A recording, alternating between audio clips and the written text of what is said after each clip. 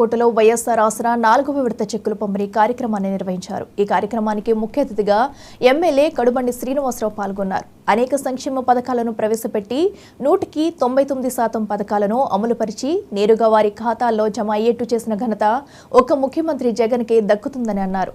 తమకు ఓటు వేస్తే అంతా మంచి జరుగుతుందన్న టీడీపీ ఇతర పార్టీల మాటలు నమ్మొద్దని తెలిపారు ఎమ్మెల్యే శ్రీనివాస్.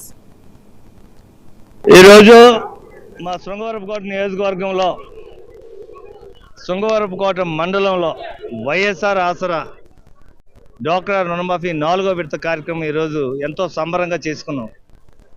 అయితే ఈరోజు మా వెనకబడిన ఈ నియోజకవర్గంలో రైతు కుటుంబాల్లో సుమారుగా అందరూ కూడా డ్వాక్రా సంఘాల్లో ఉంటారు.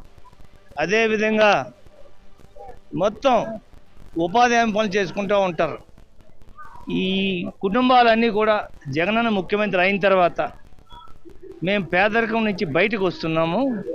ఈరోజు ప్రతి ఒక్క పథకం మా ఇల్లు కదలకుండా మాకే వాలంటీర్లు వచ్చి ఇస్తూ ఉన్నారు. ఇంత మంచి ప్రభుత్వాన్ని మళ్ళీ మళ్ళీ గెలిపించుకుంటామని, ముఖ్యంగా ఏ విధంగా అయితే జగనన్న హామీ ఇచ్చారో ఈ నవరత్నాలు అన్నీ కూడా ప్రతి ఒక్కటి మాట తప్పకుండా ఇవ్వటం అనేది గొప్ప విషయం. అయితే మా వెనకబడిన ప్రాంతంలో పేదలు పిల్లలు చదివించుకోవడానికి సరైన డబ్బు లేక, వైద్యం చేయించుకోవడానికి డబ్బు లేని పరిస్థితి ఉన్న మా నియోజకవర్గంలో ఈరోజు నాడు నేడు ద్వారా స్కూల్స్ అన్నీ ఎంతో అద్భుతంగా అభివృద్ధి చెందున్నాయి. అదేవిధంగా గవర్నమెంట్ హాస్పిటల్ కూడా ప్రైవేట్ హాస్పిటల్ కంటే మెరుగైన వైద్యం ఇస్తూ ఉన్నాయి. అది కరోనా టైంలో మేమందరం చూసాం.